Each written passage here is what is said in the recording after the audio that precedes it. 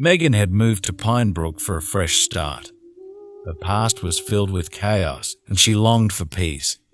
She quickly fell in love with the town's quiet charm and friendly neighbors.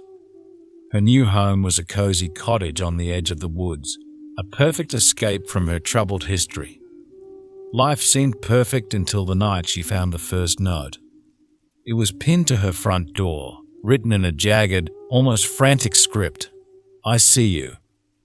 At first, Megan brushed it off as a prank. But then the phone calls started.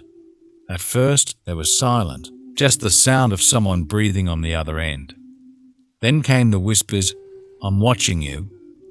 The fear crept in slowly, like a dark cloud blotting out the sun. Megan tried to rationalize it, convincing herself it was a bad joke, someone's idea of fun. But the incidents escalated. Her car was keyed with the same message, "I see you." She felt eyes on her wherever she went, at the grocery store, the post office, even her favorite cafe. The sense of being watched became suffocating, a weight she couldn't shake off. One night, as she was about to fall asleep, she heard a soft tapping at her window. Megan's heart pounded in her chest as she pulled back the curtain, only to see nothing but the dark silhouette of the forest. Yet, she couldn't ignore the prickling sensation that someone was out there, staring back at her. Desperation led Megan to install security cameras around her property. She hoped the cold, objective lens of technology would catch the intruder. Days passed without incident, but her paranoia grew. She barely slept, jumping at every creak and rustle. Then one morning, as she reviewed the footage, she saw it. In the dead of night, a figure emerged from the woods, moving with eerie purpose toward her house. The camera caught only glimpses of a hand here, a shadow there, but it was enough to confirm her fears. Someone was stalking her. She went to the police, but with no concrete evidence, they couldn't do much. The frustration and fear gnawed at her. She felt trapped in her own home, a prisoner to the unseen menace. Her friends suggested she leave town for a while, but Megan was determined to reclaim her sense of security. She couldn't let the stalker win. She took to carrying pepper spray, and a knife became her constant companion. One evening, as she returned from work, Megan found her door slightly ajar. Panic surged through her as she stepped inside, gripping the knife tightly. The house was eerily silent. As she moved through the rooms, she saw the message scrawled on her living room wall in red paint. "You can't hide." Megan froze, the knife slipping from her trembling hand. She felt the weight of the stalker's presence, a suffocating dread that left her gasping for breath. Tears streamed down her face as she backed away, her mind racing with fear. Suddenly, she heard a noise from the kitchen. Her eyes widened in terror as she saw a shadowy figure emerging from the darkness. The stalker's eyes gleamed with a malevolent glint, his twisted smile sending chills down her spine. Without thinking, Megan turned and fled, her heart pounding in her chest. She dashed through the house, her vision blurred by tears. She could hear the stalker's footsteps behind her, a relentless pursuit that sent her into a state of sheer panic. She stumbled into her bedroom, slamming the door shut behind her. Her hand shook as she fumbled with the lock, her breath coming in ragged gasps. The silence was deafening, broken only by the sound of her own heartbeat. Megan crawled under the bed, her body trembling with fear. She covered her mouth to stifle her sobs, every creak and groan of the house amplified in the darkness. She could hear the stalker moving through the house, his footsteps slow and deliberate. "Come out, Megan," he called, his voice dripping with malice. "You can't hide from me." Megan squeezed her eyes shut, praying he wouldn't find her. Her mind raced with thoughts of escape, but every plan seemed futile. She was trapped, a mouse in a cage with a hungry cat. The stalker began searching the room, his movements methodical. Megan's heart stopped as she saw his feet moving closer to the bed. She held her breath, her body trembling uncontrollably. He paused, his feet inches from her hiding spot. Megan bit down on her lip, the taste of blood mixing with her tears. She could hear him breathing, a slow, methodical sound that sent chills through her body. The stalker suddenly knelt down and peered under the bed. Megan's eyes widened in terror as their gazes locked. She screamed and tried to scramble out from under the bed, but he grabbed her ankle, yanking her back. Megan kicked and thrashed, her screams echoing through the room. She managed to kick the stalker in the face, causing him to loosen his grip. Seizing the moment, she crawled out from under the bed and dashed toward the door. The stalker recovered quickly, lunging at her. Megan grabbed a lamp from the bedside table and swung it at him, the glass shattering on impact. He stumbled back, giving her a precious few seconds to escape. Megan ran down the hallway, her heart pounding in her chest. She could hear the stalker recovering, his footsteps pounding behind her. She dashed down the stairs, her breath coming in ragged gasps. The front door was her only hope. She reached the door and fumbled with the lock, her hands shaking. Just as she got it open, the stalker grabbed her from behind, pulling her back into the house. Megan screamed, kicking and flailing, desperate to break free. The struggle was intense. Megan managed to break free and sprinted toward the back door. She threw it open and ran into the night, the darkness of the woods enveloping her. Branches tore at her clothes and skin as she ran, her body fueled by sheer terror. "Come back, Megan," the stalker shouted, his voice echoing through the trees. "You can't run forever." Tears streamed down her face as she pushed herself to keep running. She stumbled over roots and rocks, her body screaming in pain. The woods seemed endless, a maze of shadows and fear. Suddenly, she tripped and fell, landing hard on the ground. Megan cried out in pain, her ankle throbbing. She tried to stand, but the pain was too intense. She looked around, her eyes wild with terror. The stalker was getting closer. She could hear him crashing through the woods, his breath heavy with anticipation. Megan crawled to a nearby tree, her body trembling with fear. She pressed her back against the trunk, trying to make herself as small as possible. "Where are you, Megan?" the stalker taunted, his voice dripping with malice. "I know you're here somewhere." Megan covered her mouth to stifle her sobs, her heart pounding in her chest. She prayed he wouldn't find her, but the sound of his footsteps grew louder, closer. She could see his shadow moving through the trees, searching for her. Just when she thought she was doomed, she saw a glimmer of light through the trees. It was faint, but it was there, a distant porch light from one of the neighboring houses. Megan's hope surged. If she could just make it to that house, she might be safe. Megan waited until the stalker moved away. Then she forced herself to stand, ignoring the pain in her ankle. She limped toward the light, her breath coming in ragged gasps. The house seemed so far away, but she had to try. She moved as quickly and quietly as she could, her eyes darting around for any sign of the stalker. She could still hear him searching the woods, his frustration growing. Megan bit down on her lip, focusing on the light ahead. Suddenly, she heard a shout. "There you are!" The stalker had spotted her. Megan's heart raced as she broke into a limping run, the pain in her ankle nearly unbearable. She could hear the stalker closing in, his footsteps pounding behind her. She pushed herself harder, the light from the house growing brighter. Just as she reached the edge of the yard, the stalker grabbed her arm, yanking her back. Megan screamed, her body twisting as she tried to break free. She could see the front door of the house, just a few yards away. "You're mine now," the stalker hissed, his grip tightening. Megan fought with all her strength, kicking and scratching. She managed to break free, stumbling toward the house. She pounded on the door, screaming for help. "Please, someone help me." The door flew open, and a man stood there, his eyes wide with shock. Megan collapsed into his arms, her body trembling. "Help me," she sobbed. "He's trying to kill me." The man pulled her inside, slamming the door shut. He quickly locked it, then turned to Megan. "Are you okay?" Megan shook her head, tears streaming down her face. "He's out there.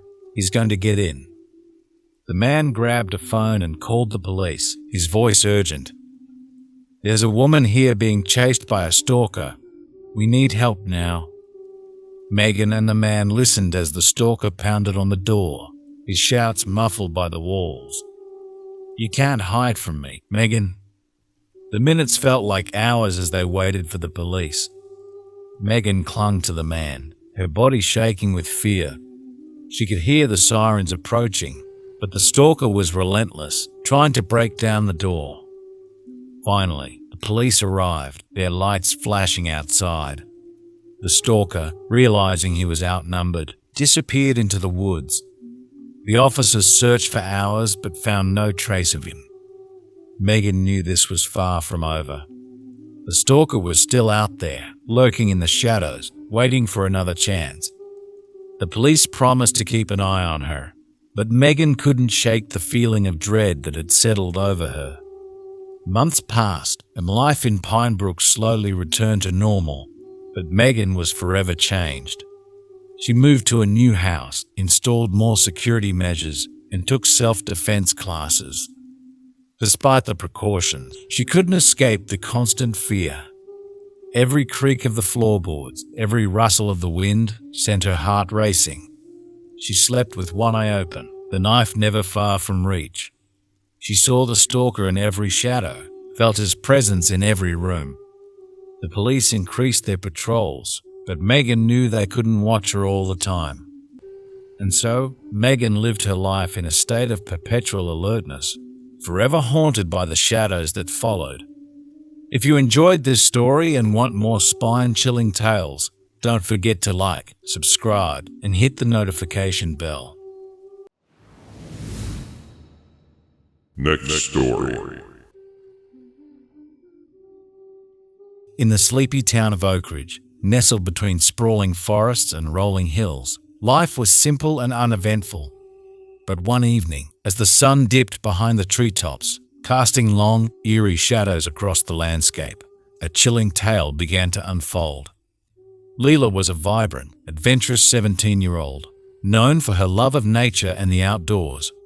She often explored the Whispering Woods, a dense forest on the outskirts of town, named for the way the wind seemed to murmur secrets through the trees. It was her sanctuary, a place where she felt free and alive. One Saturday afternoon, with the promise of a warm sunset, Leela decided to venture deeper into the woods than she had ever gone before. She packed her backpack with essentials, a water bottle, a flashlight, and her journal. As she walked, the familiar sounds of rustling leaves and chirping birds surrounded her. But there was an unsettling stillness in the air that she couldn't quite shake. Hours passed, and the sky began to blush with the colors of dusk. Leela realized she had wandered much farther than intended. Turning back, she retraced her steps, or so she thought. As the light faded, the forest seemed to close in around her, and the once comforting sounds now felt ominous. Panic set in when she came upon a clearing she didn't recognize. In the center stood an old, dilapidated cabin, hidden away from the world. Leela's curiosity battled with her growing fear, but as the shadows deepened, she decided to approach, hoping to find a place to rest and gather her bearings. The cabin door creaked open, revealing a dimly lit interior. It smelled of damp wood and decay. Leela stepped inside cautiously, her flashlight casting ghostly beams across the room. She saw a rickety table, an old chair, and, disturbingly, chains and shackles bolted to the wall. Her heart pounded in her chest. Suddenly, a noise from behind a soft click. The door swung shut with a finality that made Leela's blood run cold. She turned around to see a tall, gaunt figure emerging from the shadows. His eyes were dark pits, devoid of emotion, and a twisted smile played on his lips. "Welcome," he whispered, his voice like dry leaves scraping across the ground. "I've been waiting for you." Layla's instincts screamed at her to run, but her legs felt like lead. The man stepped closer, and she could see the glint of a knife in his hand. Desperation fueled her movements. She darted to the side, knocking over the chair and sending it crashing into him. The seconds that followed were a blur. Leela grabbed her backpack, her fingers closing around the flashlight. She swung it with all her might, striking the man across the face. He stumbled, giving her the precious moment she needed. She dashed for the door, fumbling with the latch, her hands trembling uncontrollably. Bursting outside, she sprinted into the woods, branches clawing at her skin as she ran. The forest seemed to twist and turn, every direction looking the same. Behind her, she heard the man crashing through the underbrush, his voice echoing through the trees. "You can't escape, little girl." Leela's breath came in ragged gasps, her vision blurred by tears and sweat. She remembered the creek she had crossed earlier, a natural barrier that could slow him down. Pushing herself to the limit, she made for the sound of running water. She stumbled upon the creek, nearly falling into its icy depths. With one last burst of energy, she waded across, the cold water numbing her legs. On the other side, she collapsed, hiding behind a large fallen tree, her breaths coming in shallow, silent heaves. Minutes passed like hours. She heard the man's footsteps approaching, stopping at the edge of the creek. He cursed under his breath, pacing back and forth before finally retreating into the woods. Leela stayed hidden, too scared to move, until the first light of dawn began to filter through the trees. Summoning the last of her strength, she made her way back to town, guided by the rising sun. When she emerged from the forest, disheveled and exhausted, the townsfolk rushed to her aid. She told them her harrowing tale, and a search party was immediately dispatched. The cabin was found, but the kidnapper had vanished, leaving behind only the chilling evidence of his intentions. The police promised to keep searching, but Leela knew she would never forget his eyes, or the sinister smile that haunted her dreams. Oakridge returned to its quiet routine, but the Whispering Woods held a new, darker secret. And Leela, though scarred by her encounter, became a symbol of resilience and survival. She never ventured into the woods alone again, but she never let fear control her life, knowing she had faced the darkness and emerged victorious. And so, the legend of the Whispering Woods grew, a reminder of the lurking dangers and the strength of a brave soul who dared to escape them.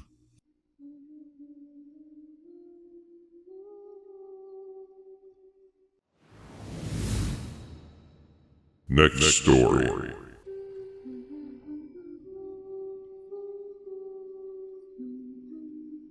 Mara stepped out of the taxi, her heart pounding with a mix of anticipation and trepidation. Blackwood Hall loomed ahead, its ancient brick facade casting long shadows in the setting sun. It was her first day in this new city, and she was here to start her bachelor's degree. The dorm, with its Gothic architecture and ivy-covered walls, seemed both welcoming and intimidating.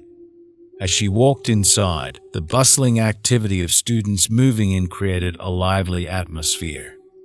The first few months at Blackwood Hall were a whirlwind of classes, new friendships, and the excitement of university life. Mara found her room easily a small but cozy space on the third floor. She quickly became friends with her roommates and a few neighbors. The dorm was full of life, laughter, and the camaraderie of shared late-night study sessions and weekend outings. Mara thrived academically and socially, immersing herself in her studies and making the most of her new environment. The historic charm of Blackwood Hall, with its creaky floors and antique furniture, added to the experience. She heard stories from seniors about the hall's haunted past, but dismissed them as mere folklore meant to scare freshmen. As Thanksgiving approached, excitement buzzed through the dorm. Most students planned to go home for the break, eager to reunite with their families and enjoy the holiday. Mara, however, chose to stay behind. The thought of returning to her mother and stepfather was unappealing. Her stepfather had moved in after her father's untimely death, and Mara had never warmed to him. By Wednesday afternoon, the dorm had emptied out. The once lively halls were now eerily silent. Mara felt a strange mix of relief and unease. She appreciated the quiet, but couldn't shake the feeling of being alone in the vast, ancient building. Wednesday night was peaceful. Mara enjoyed the solitude, catching up on reading and indulging in some solitary relaxation. Around midnight, she decided to take a shower before bed. The bathroom was at the end of a long, dimly lit hallway. As she walked, she heard a faint, muffled sobbing. She froze, listening intently, but the sound ceased. Shaking off the unease, she continued. The bathroom lights flickered as she entered, and the temperature seemed to drop suddenly. Mara turned on the shower and tried to relax, but the lights went out completely. She fumbled for her phone, using its flashlight to see. The door slammed shut, and she heard the distinct sound of the lock clicking. Panic surged through her as the tap water turned scalding hot, steam filling the room. She banged on the door, shouting for help, but her cries were swallowed by the oppressive silence. After what felt like an eternity, the door unlocked on its own. Shaking, Mara grabbed her towel and fled back to her room, her heart racing. Mara spent Thursday on edge, jumping at every little noise. By evening, her nerves were frayed. She resolved to stay in her room all night, not daring to venture out. As midnight approached, she needed to use the bathroom but was too terrified to go. Her bladder ached, but fear held her hostage. Around 2 a.m., she heard it again, the soft, mournful sobbing. It was closer now, emanating from the hallway. She crept to her door and peeked out through the small window. At the far end of the corridor, illuminated by the pale moonlight streaming through a window, she saw a figure, a woman, dressed in a tattered white gown, her long hair matted and covering her face. The ghostly woman sat on the floor, hugging her knees and weeping uncontrollably. Mara's breath caught in her throat. The ghost lifted her head, revealing hollow, dark eyes that seemed to bore into Mara's soul. The entity's mouth twisted into a ghastly smile before letting out a blood-curdling scream. Mara slammed her door shut, backing away until she hit the opposite wall, her entire body trembling. Sleep eluded Mara that night. She sat on her bed, knees drawn to her chest, rocking back and forth as dawn's light crept into her room. She spent Friday trying to research the history of Blackwood Hall, desperate for answers, but found nothing significant. By nightfall, her fear had grown into a gnawing dread. As the clock struck midnight, the laughter began. It was a low, sinister chuckle that seemed to come from everywhere and nowhere all at once. Mara pressed her hands over her ears, but the sound grew louder, more deranged. There was a sudden, violent knocking at her door, causing her to shriek in terror. "Go away," she screamed, her voice breaking.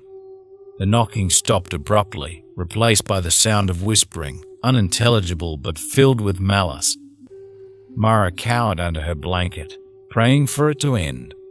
She could feel the presence of the ghost, a cold, malevolent energy that seemed to seep through the walls. Mara was losing her grip on reality. She hadn't slept properly in days, and the constant fear was wearing her down. She avoided the bathroom entirely, using a bucket in her room instead. Her reflection in the mirror showed a pale, gaunt face with dark circles under hollow eyes. That night, as she brushed her teeth, the mirror fogged up despite the room being cold. Words began to appear, as if written by an invisible hand. "Leave now." Mara dropped her toothbrush, stumbling backward. The lights flickered, and the ghost appeared behind her reflection, its mouth stretched into a grotesque grin. Mara spun around, but the bathroom was empty. The lights went out again, and she ran back to her room, slamming the door shut. Mara could no longer distinguish between night and day, her mind teetering on the edge of sanity. She spent Saturday in a haze, unable to focus on anything. As night fell, she fortified her room, blocking the door with furniture and clutching a flashlight in her shaking hands. The ghost torment reached its peak. The laughter, sobbing, and whispers blended into a cacophony of horror. The temperature dropped so low her breath came out in white puffs. The lights in her room flickered, casting long, ominous shadows. Then came the knocking, louder and more insistent than before. Mara held her breath, tears streaming down her face. The ghostly figure materialized in the corner of her room, its dark eyes fixed on her. It moved closer, its feet not touching the ground, gliding silently towards her. "Please," Mara whispered, "leave me alone." The ghost's face contorted with rage, and it lunged at her, stopping just inches from her face. Mara screamed, the sound raw and primal. The ghost dissipated, leaving her in utter darkness and silence. She collapsed to the floor, sobbing uncontrollably. When the students finally returned from their Thanksgiving break, they found Mara huddled in a corner of her room, rocking back and forth, muttering incoherently. The dorm was abuzz with rumors of what had happened. Some claimed to have seen the ghost themselves, while others dismissed it as hysteria. Mara was taken to the hospital, her mind shattered by the relentless torment. Blackwood Hall was closed for investigations, and the students were relocated. The legend of the ghost, a vengeful spirit of a woman who had died tragically within its walls, became a permanent part of the dorm's history. Mara never returned to Blackwood Hall. Her encounter left her scarred, a chilling reminder of the horrors that lurk in the shadows. The haunting of Blackwood Hall became a cautionary tale for those who dared to stay alone during the festival, a story whispered in hushed tones, ensuring that the ghost's legacy lived on.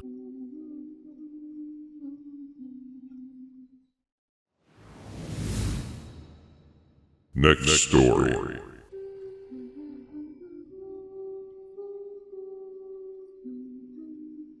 Emma had been planning this trip for months. Her long-distance relationship with Jack was strong, but the miles between them were a constant strain. So she decided to surprise him by driving through the night to his new city. The thought of seeing his face, his surprise and joy, was all the motivation she needed as she cruised along the dark, deserted highway. The night was silent, the road stretching ahead like an endless ribbon, lit only by the beams of her car's headlights. It was past midnight, and she was in the middle of nowhere, but the excitement kept her awake and alert. That is, until she saw the flashing red and blue lights in her rearview mirror. Her heart raced. She wasn't speeding, so why was she being pulled over? She slowed down and stopped on the side of the road. The vehicle behind her, now clearly an old, rusty truck, didn't look like any police car she had ever seen. Her unease grew as the man approached her window. The man was tall and strong, with a presence that seemed to carry an oppressive sadness. His uniform didn't fit quite right, and the truck wasn't marked. Everything about him screamed wrong, but he had a badge. He introduced himself as Officer Daniels, claiming to be an undercover cop. He said her back tire looked low and offered to help. Emma hesitated. She barely cracked her window, but his insistence, paired with a badge, made her reluctantly trust him. She watched as he fiddled with her tire, and when he asked her to step out so he could connect the air-filling machine, she complied, albeit nervously. He filled her tire and, with a chilling smile, said, "If destiny wills it, we shall meet again." That smile and those words clung to her mind as she drove away. She checked her mirror, and her blood ran cold. He was just standing there, grinning at her. She floored the gas pedal, desperate to put distance between them. For the next half hour, she managed to calm down, laughing nervously at her paranoia. But then, deep in a forested stretch of the highway, her car began to shudder. The back tire was flat again. Panic set in. She pulled over, got out, and confirmed her fear. It was him. She knew it. She had to hide. Emma ran into the woods, hiding behind a large tree. She watched as the same truck pulled up. The man got out, wielding a crowbar, and his laughter echoed through the silent night. He smashed her car window, searching for her. When he couldn't find her, he yelled out, "I see you, girl. Come to me." She held her breath, her heart pounding so loudly she was sure he could hear it. Then she sneezed. His head snapped toward her hiding spot, and with that same eerie smile, he began to walk slowly in her direction. Emma bolted deeper into the forest.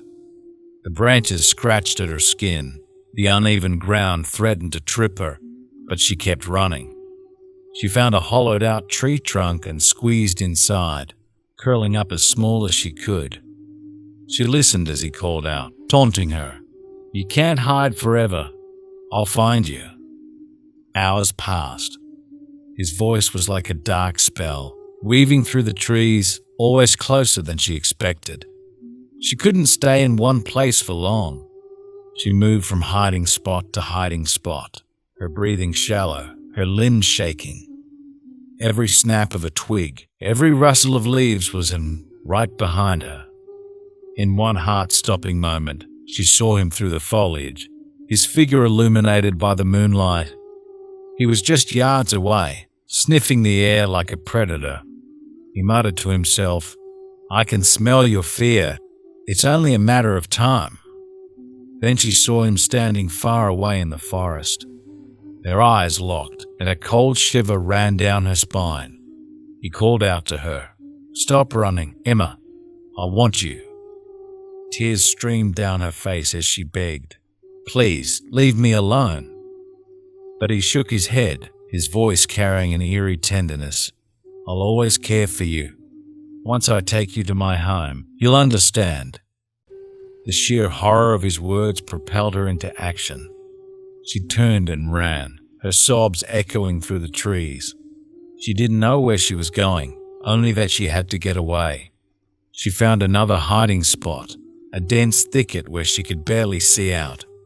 She held her breath, every muscle tensed, listening for his footsteps. As dawn approached, she knew she had to make a run for it. Peeking out and not seeing him, she darted towards the road. Her heart leaped when she spotted his truck, her only chance. Shaking badly, she climbed in, noticing the keys on the seat beside her. Trembling, she could barely get the keys into the ignition. Just as she tried to start the truck, he emerged from the trees, running towards her with that terrifying grin. But the truck wouldn't start. She turned the key frantically, her heart pounding as he got closer and closer. Just as he was almost upon her, the engine roared to life at the last possible moment. She slammed on the gas, speeding off, tears blurring her vision, driving recklessly until she saw the lights of a police station. She burst inside, hysterical, telling them everything. The police searched the area, but they found no trace of him. His truck was abandoned where she left it. Emma's life changed forever. She was safe, but the man was never found. She moved in with Jack, but every shadow, every strange sound sent her heart racing. She knew he was out there, somewhere, waiting, and she lived every day in fear, haunted by the certainty that he would find her again someday.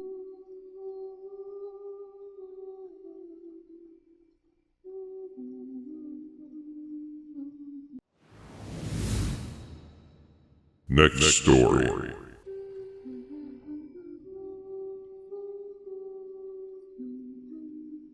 It was a sultry summer night when 4 friends gathered at Chloe's house for their annual sleepover. The big, old house on Maplewood Lane, with its creaking floors and whispering winds, was the perfect setting for a night of eerie tales and ghostly encounters. This year, seeking a thrill beyond the usual, they decided to play with an old Ouija board they found in the attic. Little did they know, their game would awaken something ancient and malevolent, a spirit whose presence would turn their sleepover into a nightmarish ordeal. The girls Emily, Sarah, Chloe, and Mia sat in a circle in the dimly lit living room, their fingers trembling on the planchette. As they asked their questions, the planchette moved with an unsettling speed, spelling out cryptic messages that sent shivers down their spines. The candles flickered and a cold breeze swept through the room, extinguishing the flames. In the sudden darkness, they heard a whisper, faint but unmistakable, "I'm here." Emily woke in the middle of the night, feeling an icy hand on her ankle. She bolted upright, her heart pounding, but saw nothing. As she lay back down, the temperature in the room dropped sharply. The closet door creaked open, and in the faint moonlight, she saw him, a tall, gaunt figure with hollow eyes that seemed to bore into her soul. His skin was ashen, stretched taut over his skeletal frame, and his mouth twisted into a grotesque smile, revealing jagged, yellowed teeth. Emily screamed, but when her friends rushed in, the ghost was gone, leaving only the lingering scent of decay. Sarah was in the bathroom, washing her face, when the lights flickered and went out. The faucet began to run on its own, the water ice cold. In the mirror, she saw him standing behind her, his reflection more horrifying than she could have imagined. His eyes were sunken, dark voids that seemed to swallow the light. Blood dripped from his mouth, staining his tattered clothing. Paralyzed with fear, she watched as he reached out, his hand passing through her shoulder, leaving a chill that seeped into her bones. The lights flickered back on, and he was gone, but the terror remained, etched into her memory. Chloe was alone in the kitchen when the TV suddenly turned on, static filling the room. She tried to turn it off, but it wouldn't budge.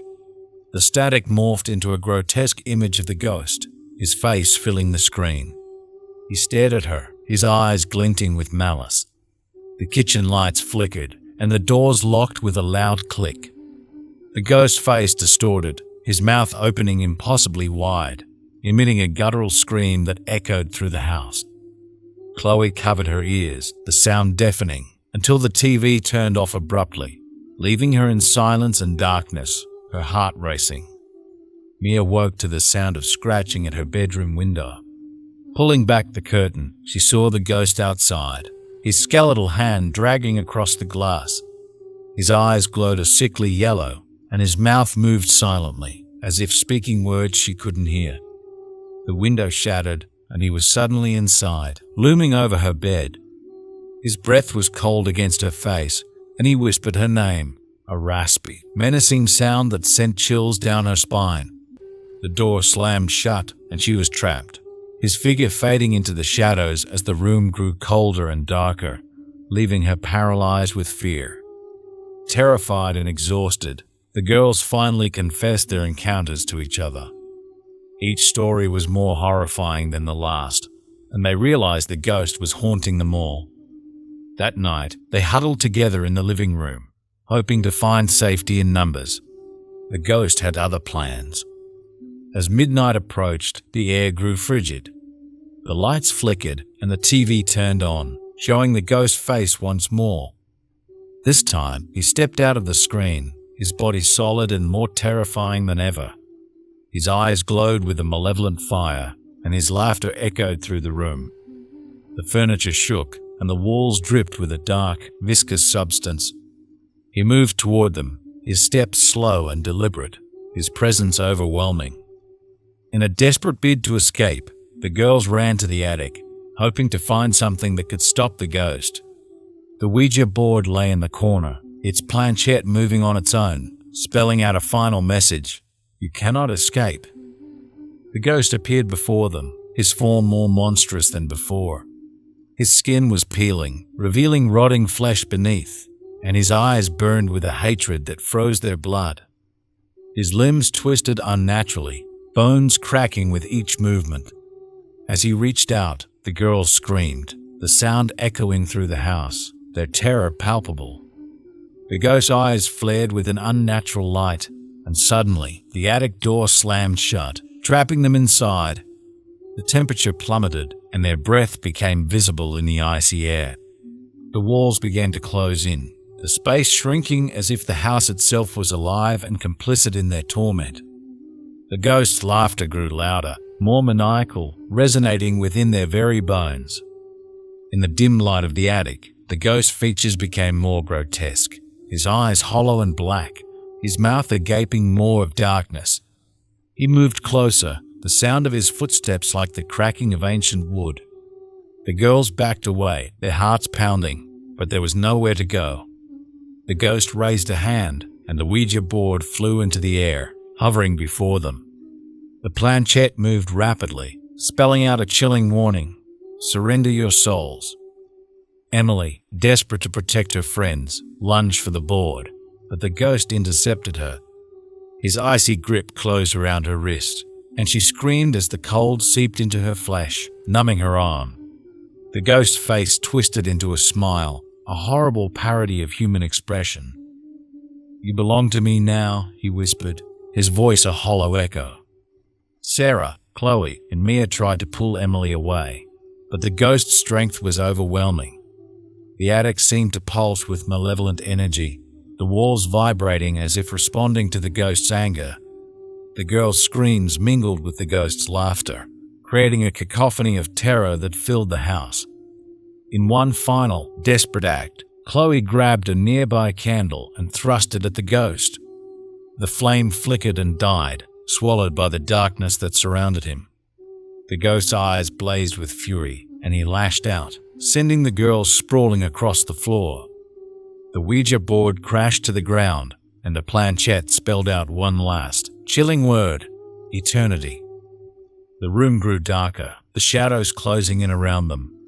The ghost form became less defined, a swirling mass of malevolence that seemed to envelop everything. The girls' screams faded into silence, their bodies growing cold as the darkness consumed them. The next morning, the house was eerily quiet. The girls were found huddled together in the attic, their faces pale and eyes wide with terror. They couldn't speak of what they had seen, the horror etched into their minds. The Ouija board was gone, as was any trace of the ghost. But the memory of that night lingered, a haunting presence that would never leave them. The tale of Maplewood House serves as a chilling reminder of the dangers of meddling with the unknown. The ghost, a remnant of a dark past, still lurks in the shadows, waiting for his next victim. And those who dare to disturb the spirits of the past may find themselves trapped in a nightmare from which there is no escape.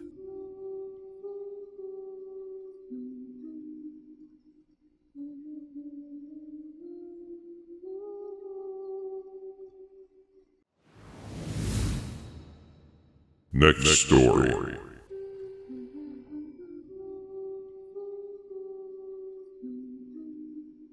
Sarah was a 28-year-old woman living in the heart of the city, her life a blend of bustling workdays and tranquil evenings spent in her cozy apartment.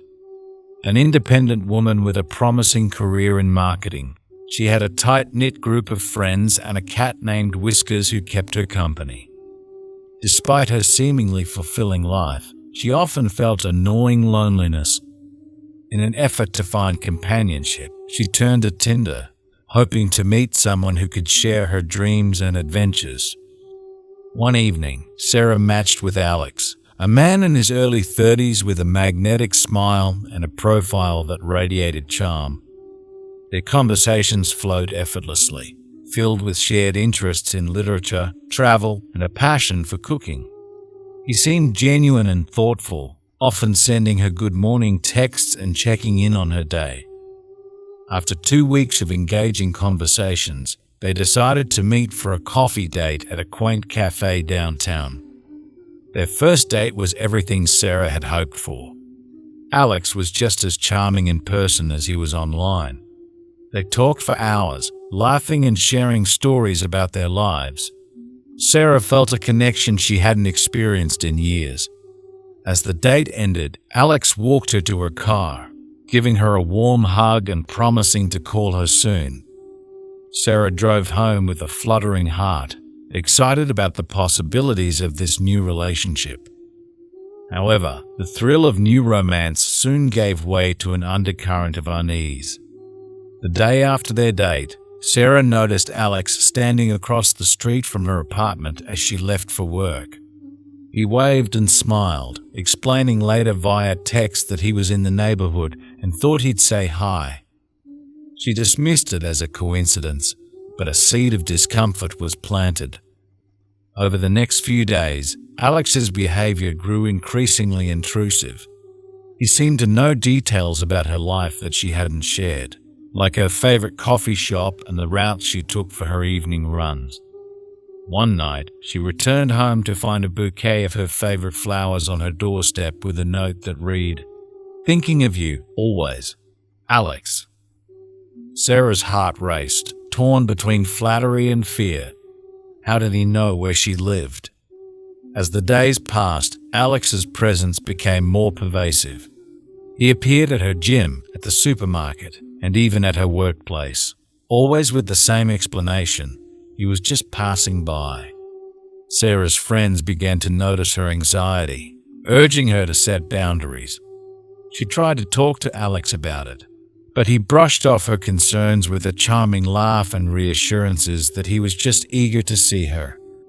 Then the messages began to change. They shifted from sweet and caring to cryptic and unsettling. "I love watching you sleep," one message read. Sarah's blood ran cold. How did he know how she looked when she slept? She had never mentioned her sleeping habits to him. The fear that had been simmering beneath the surface now boiled over. She installed security cameras around her apartment and changed her locks, hoping to regain some semblance of control. One night, Sarah awoke to the sound of a creaking floorboard. Her heart pounded as she reached for her phone, only to find it missing from her bedside table. Panic surged through her veins. She glanced around the darkened room, her eyes adjusting to the dim light. There, in the corner, stood Alex, his face illuminated by the moonlight filtering through the window. He smiled, a sinister glint in his eyes. "How did you get in here?" she demanded, her voice trembling. He stepped closer, the shadows casting eerie patterns on his face. "I have my ways," he replied softly. "You should be more careful about who you let into your life, Sarah." Before she could scream, he was gone, leaving behind a note on her pillow. "I'll always be with you." Sarah's hands shook as she called the police, but without concrete evidence, there was little they could do. The sense of violation and helplessness was overwhelming. The following days were a blur of anxiety and paranoia. Sarah barely slept, jumping at every sound. She felt Alex's eyes on her everywhere she went, her life a series of tense, fear-ridden moments. One evening, she found her cat Whiskers hiding under the bed, trembling. A chilling thought crossed her mind. Had Alex been in her apartment again? As her fear mounted, so did Alex's boldness. He began sending her photos of herself taken from inside her apartment, each one more invasive than the last. Sarah's sanctuary had become a prison, her every move monitored by a man whose obsession knew no bounds. She confided in her friends, but their support could only do so much. The police were involved, but without concrete evidence, their hands were tied. Then came the night that would forever change Sarah's life. She was sitting on her couch, trying to lose herself in a book, when she heard a knock at the door. Peering through the peephole, she saw no one. As she turned away, the door burst open and Alex stormed in, his face twisted with rage and desperation. "Why are you doing this to me?" he shouted, advancing towards her. "You belong to me, Sarah. We were meant to be together." Sarah's scream echoed through the apartment as she tried to run, but Alex grabbed her, his grip like iron. He dragged her to the floor, his eyes wild with obsession. "You can't escape me," he hissed. "You're mine." In the struggle, Sarah managed to grab a nearby lamp, smashing it over Alex's head. He fell back, dazed, giving her a precious few seconds to escape. She ran out of the apartment, screaming for help, her voice hoarse with terror. Neighbors emerged, and the police were called. Alex was arrested, but the damage was done. For days, Sarah stayed with friends, too afraid to return to her apartment. When she finally did, it felt like walking into a haunted house. The walls seemed to close in on her, every shadow a potential threat. She changed her locks again, installed more security measures, but the fear lingered. Then came the trial, where Sarah had to face Alex once more. His demeanor in court was calm, almost mocking, as he denied the charges and claimed it was all a misunderstanding. But the evidence was overwhelming. The photos, the messages, the testimony of her friends and neighbors. He was found guilty of stalking and breaking and entering, sentenced to several years in prison. But even as he was led away in handcuffs, Sarah couldn't shake the feeling of his eyes on her. The relief was tempered by the realization that her life had been irrevocably changed. She moved to a new apartment, adopted another cat for company, and tried to rebuild her sense of security. But the scars ran deep, both physically and emotionally. Sarah's story became a cautionary tale among her friends and co-workers, a chilling reminder of the dangers lurking in the world of online dating. She joined support groups, sharing her experience and helping others who had faced similar horrors. Slowly, she began to reclaim her life, but the trauma lingered, a shadow that followed her wherever she went. Years passed, and Sarah found a new normal. She met someone kind and understanding who supported her through her healing process. But every now and then, she would wake in the middle of the night, her heart pounding, convinced she heard the creak of a floorboard or the whisper of a note being left on her pillow. The fear never fully disappeared, a lingering reminder of the darkness that had once invaded her life. In the end, Sarah learned to live with her scars, both visible and hidden. She became an advocate for others, using her story to raise awareness about the dangers of online dating and the importance of trusting one's instincts. Her life moved forward, but the memories of Alex and the terror he inflicted were never far behind.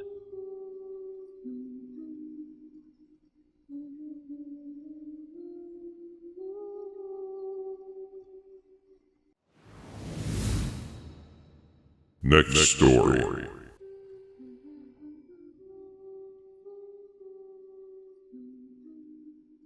Emily Carter was a nurse, fresh out of nursing school and full of hope for her new job at St. Augustine's Hospital. The hospital, nestled in an old part of town, had a reputation for being one of the best in the state. But it also had a darker reputation, whispered among the staff and locals. They said St. Augustine's was haunted.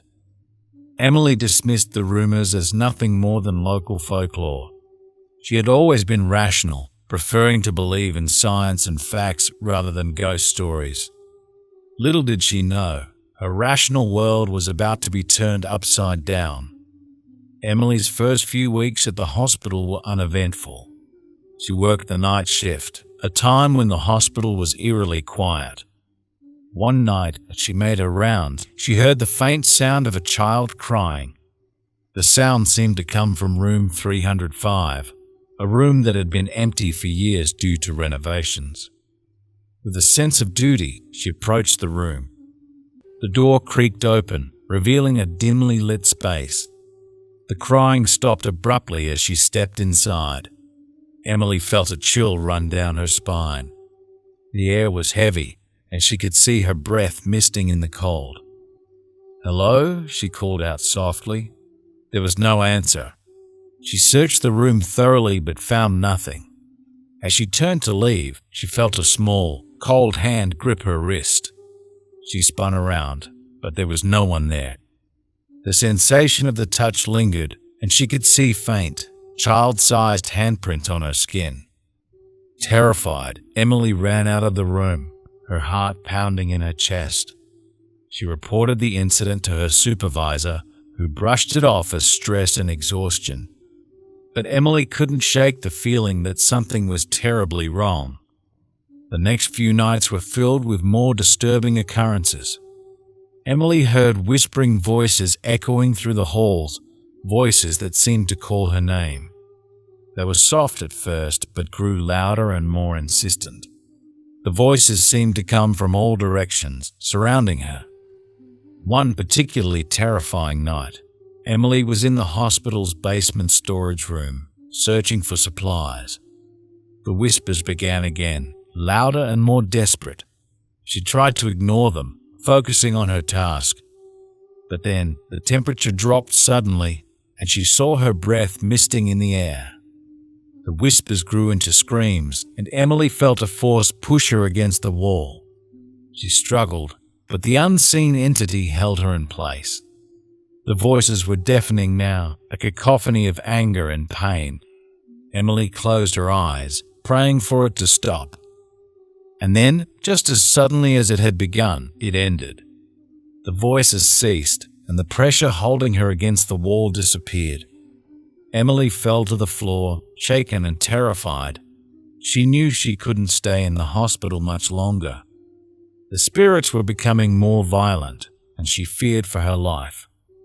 Emily decided to take a leave of absence, hoping that some time away would help her regain her composure. She returned to her small apartment, hoping for some peace. But the spirits of St. Augustine's Hospital weren't done with her yet. The first night back at home, Emily was awoken by a loud bang. She sat up in bed, her heart racing. The sound had come from the living room. She crept out of bed and peeked around the corner. The room was dark, but she could see the faint outline of a figure standing by the window. "Who's there?" she demanded, her voice trembling. The figure turned slowly to face her. It was a woman, dressed in old-fashioned hospital garb, her eyes hollow and dark. The ghostly figure raised a hand, pointing directly at Emily. Emily screamed and ran back to her bedroom, locking the door behind her. She could hear the ghostly figure moving around the apartment, footsteps echoing in the silence. She pressed her back against the door, praying it would hold. Over the next few days, the hauntings at Emily's apartment grew worse. She would wake up to find objects moved, her furniture rearranged, and strange symbols drawn on the walls. The whispers returned, now filling her home with their eerie calls.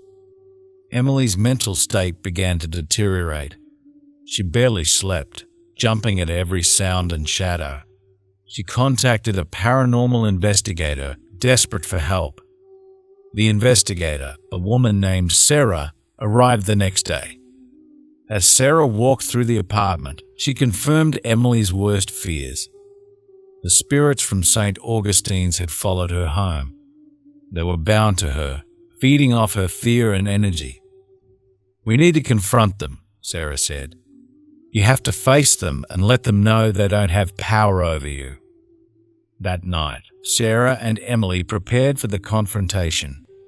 They lit candles and placed protective symbols around the apartment.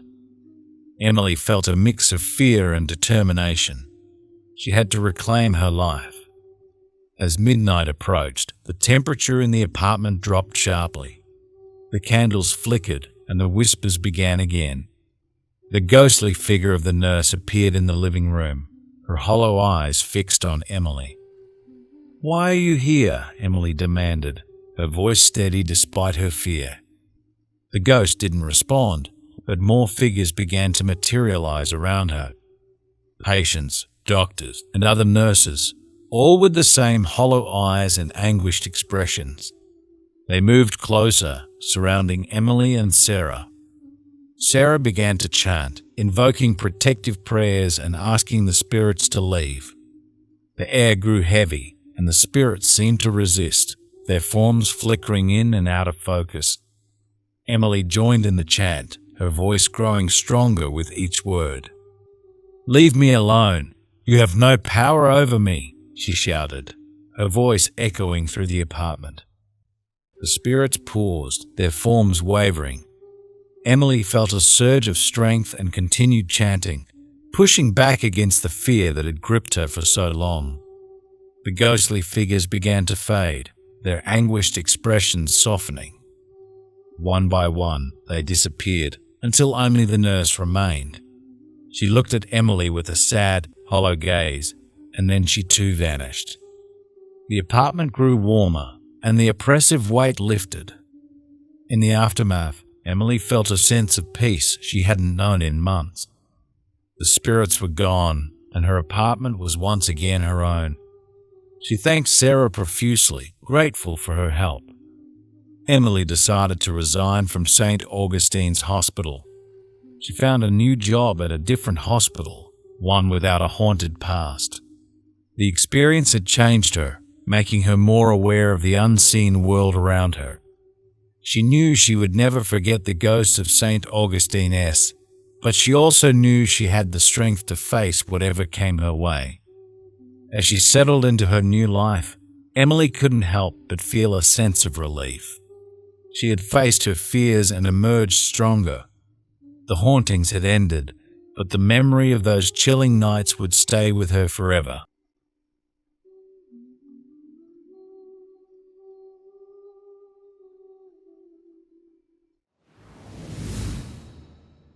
Next story.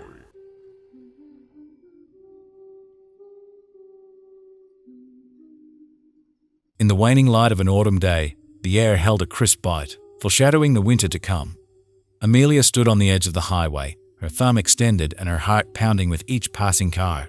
Her auburn hair, caught in the cool breeze, danced around her face as she adjusted the strap of her worn backpack. She had been on the road for days, hitchhiking her way across the country, searching for adventure, for meaning, for something to fill the void left by her mundane life. As dusk settled in, a dusty blue pickup truck slowed to a stop beside her. The driver, a middle-aged man with a kind smile and weathered face, leaned over to open the passenger door. "Need a lift?" he asked, his voice gruff but gentle. Amelia hesitated for a moment, then nodded. "Yes, please. I'm heading west." "Well, hop in. I'm headed that way," he replied, motioning for her to get in. The man introduced himself as Frank. His eyes crinkled at the corners, and his voice carried the weight of countless miles traveled. Amelia felt a flicker of relief. He seemed trustworthy, the kind of man who would have a family, perhaps a dog waiting at home. She settled into the seat, and they drove off into the deepening twilight. The conversation flowed easily at first, with Frank sharing tales of his own travels, his job as a long-haul trucker, and stories of his family.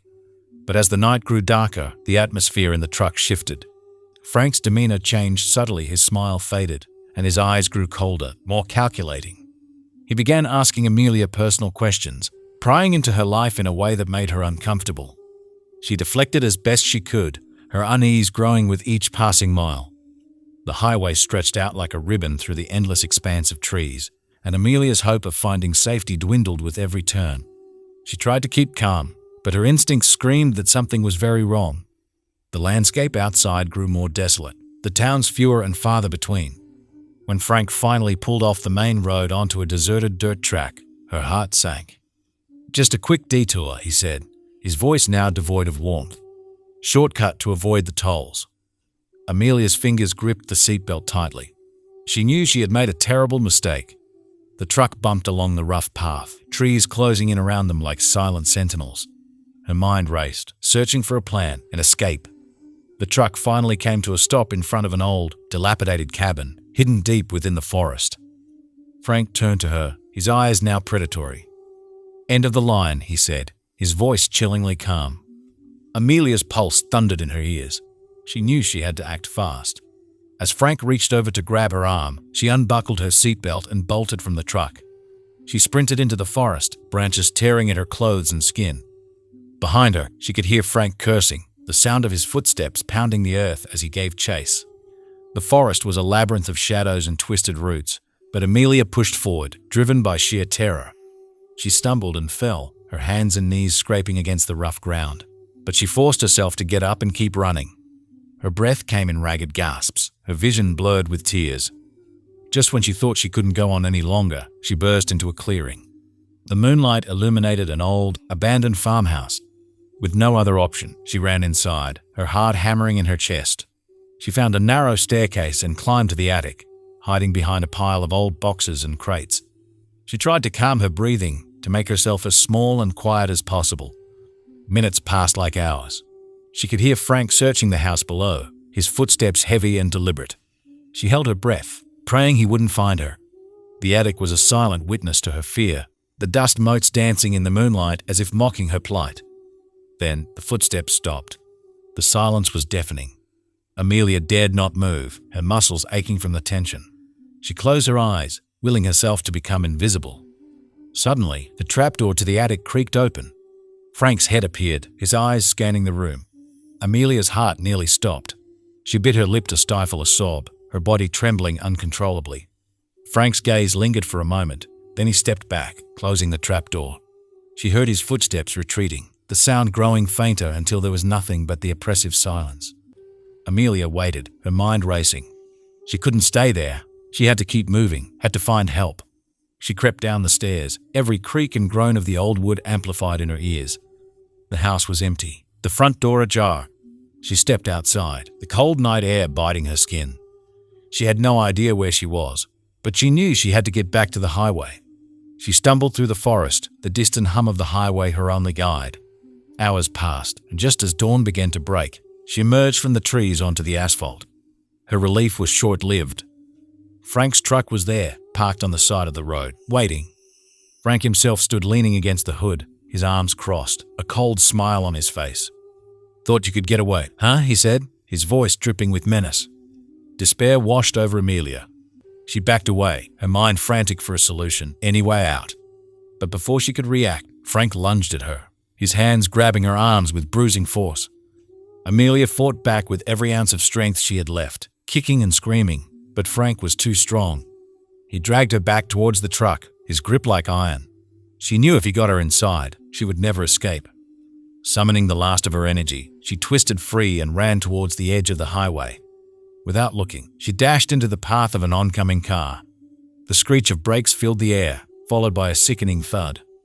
The world spun and then went black. When Amelia regained consciousness, she was lying on the roadside, her body broken and battered. A group of people stood around her, their faces blurred and concerned. An ambulance siren wailed in the distance. She had escaped Frank, but at a terrible cost. As she was lifted onto a stretcher, the faces of the paramedics came into focus. One of them, a woman with kind eyes, held her hand. "You're safe now," she said softly. "We'll take care of you." Tears streamed down Amelia's face. She had survived, but the harrowing experience would haunt her forever. She had trusted the wrong man on the highway, and it had nearly cost her everything. As the ambulance doors closed, Amelia vowed never to trust so easily again. The highway, once a symbol of freedom and adventure, now loomed in her mind as a shadowy reminder of the dangers lurking in the unknown.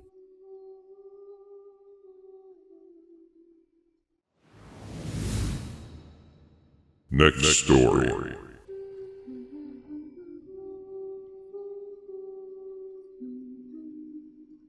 The old cabin in the woods had always been a place of mystery and allure for Alex, Jenna, Mark, and Lisa. It stood as a monument of forgotten times, buried deep within the forest, far from the grasp of civilization.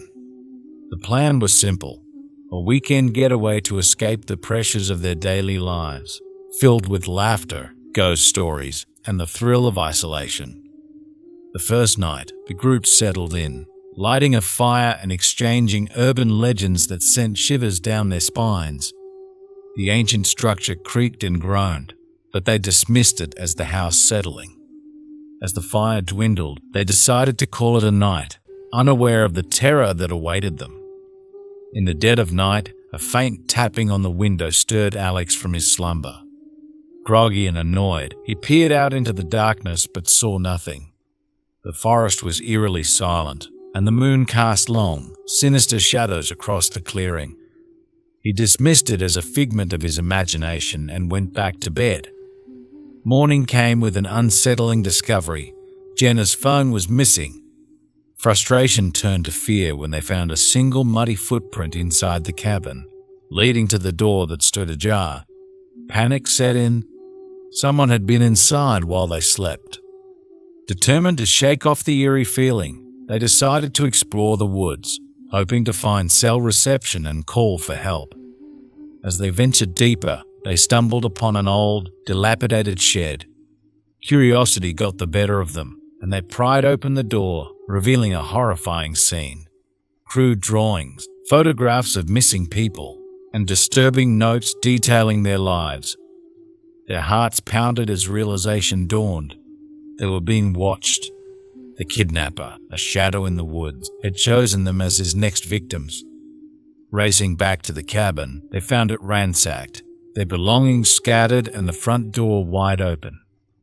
Desperation took hold. They needed a plan.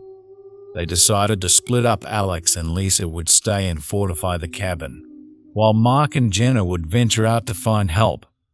They kept in contact through walkie-talkies, a lifeline in the growing nightmare. As night fell, the true horror began. Alex and Lisa heard the soft, deliberate footsteps outside. The kidnapper was toying with them, lurking just beyond the fragile walls of the cabin. They huddled together, whispering reassurances, their eyes darting to every corner. Meanwhile, Mark and Jenna stumbled upon a hidden path, leading them to an abandoned ranger station. Inside, they found a radio and frantically called for help, but the signal was weak and their message was barely coherent. Time was running out. Back at the cabin, the tension reached a breaking point. The kidnapper made his move, breaking through a window and grabbing Lisa. Alex fought with every ounce of strength, the primal urge to survive overpowering his fear. In the chaos, he managed to overpower the intruder, a gaunt figure with wild eyes and a sinister smile. Breathing heavily, Alex secured the kidnapper, tying him up with whatever they could find. As dawn broke, the distant sound of sirens brought a wave of relief. Mark and Jenna had made it. Help was on the way. The ordeal ended with the authorities taking the kidnapper into custody, a deranged man who had been stalking the forest for years. The friend, though shaken, were alive. Their bond, forged in the fires of terror, had saved them. They vowed never to return to the woods, their weekend getaway a haunting memory they would carry forever. Thank you for joining us on this harrowing journey. If you enjoyed the story, don't forget to like, subscribe, and hit the notification bell for more chilling tales. Next story.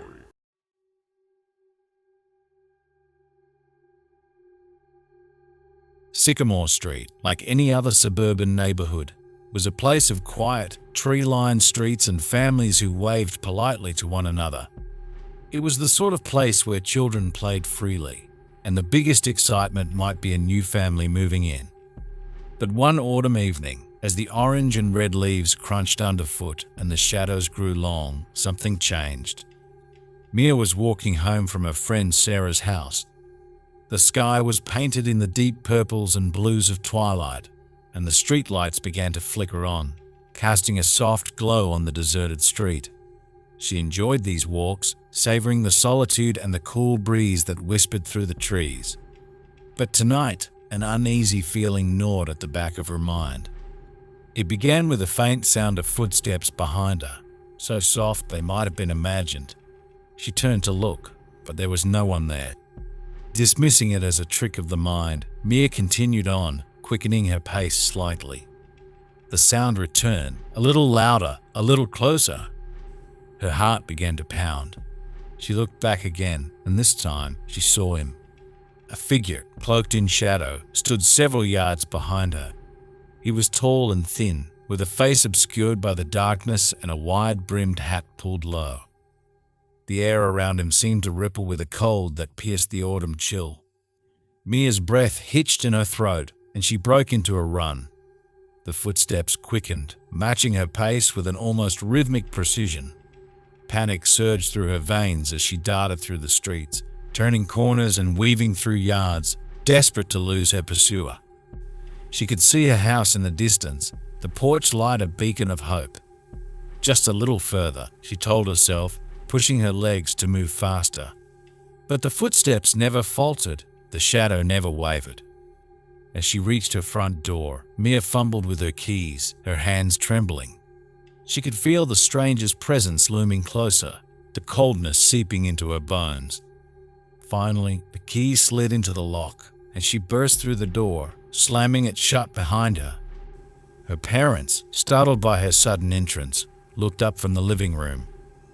"Mia, what's wrong?" her mother asked, concern etched on her face. "Someone? Someone was following me," Mia panted, locking the door and peering through the peephole. The street outside was empty, the shadows deep and silent. She shivered, the memory of the stranger's presence still fresh and terrifying. Her father grabbed a flashlight and went outside, checking the perimeter, but found nothing. No sign of the man, no footprints, no disturbances. It was as if he had vanished into thin air. That night, Mia couldn't sleep. She lay in bed, eyes wide open, staring at the ceiling, listening to every creak and rustle. Her mind replayed the events, the sound of the footsteps, the figure in the shadows. Who was he? What did he want? Days passed, and the incident seemed to fade into the background of normal life. But Mia couldn't shake the feeling of being watched. Every now and then, she would catch a glimpse of a shadow in her peripheral vision or hear footsteps when she was alone. She became hyper-aware of her surroundings, always on edge, always alert. One evening, while walking back from the bus stop, Mia felt it again, the chilling presence, the sensation of being followed. Her heart raced as she glanced around, but the street was empty. She quickened her pace, determined to get home before dark. As she reached her front porch, she saw a small piece of paper tucked under the doormat. With trembling hands, she picked it up and unfolded it. Scrawled in jagged, uneven handwriting were the words, "I'll be watching." Mia's blood ran cold. She bolted into the house, locking the door behind her. She showed the note to her parents, who called the police immediately. They promised to keep an eye on the neighborhood, but there was little they could do without more information.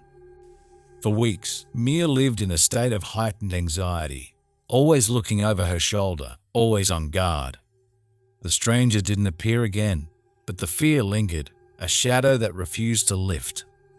Then one night, as she lay in bed, she heard the soft creak of a floorboard outside her window. She froze, heart pounding, listening intently. The sound came again, closer this time.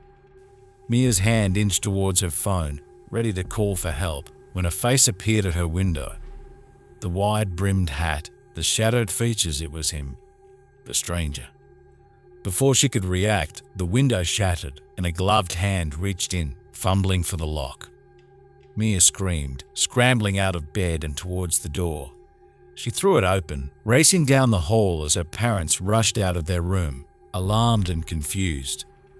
"He's here! He's here!" Mia shouted, her voice trembling with fear. Her father grabbed a baseball bat from the closet, and they all headed downstairs, barricading themselves in the living room while her mother called the police. The minutes felt like hours as they waited, the sounds of footsteps and breaking glass echoing through the house. Mia clung to her parents, her body shaking with terror. Finally, the wail of sirens pierced the night, and flashing lights illuminated the windows. The police arrived, searching the house and surrounding area, but the stranger was gone. They found the window broken, muddy footprints leading away from the house, but no other trace of him. It was as if he had melted back into the shadows. Mia and her family spent the night at a friend's house, too frightened to stay in their own. The next day, they installed a security system, cameras, and reinforced locks. But the sense of safety they once had was shattered. Months passed without another incident, but Mia never felt truly at ease again. She avoided walking alone, always made sure to be home before dark, and never let her guard down. The stranger had left an indelible mark on her life, a lingering reminder of the darkness that can lurk in the most unexpected places. To this day, Mia wonders who he was and why he chose her. And every so often, when the night is still and the shadows grow long, she can almost feel his eyes on her, watching, waiting. But she never sees him again. And for that, she is eternally grateful.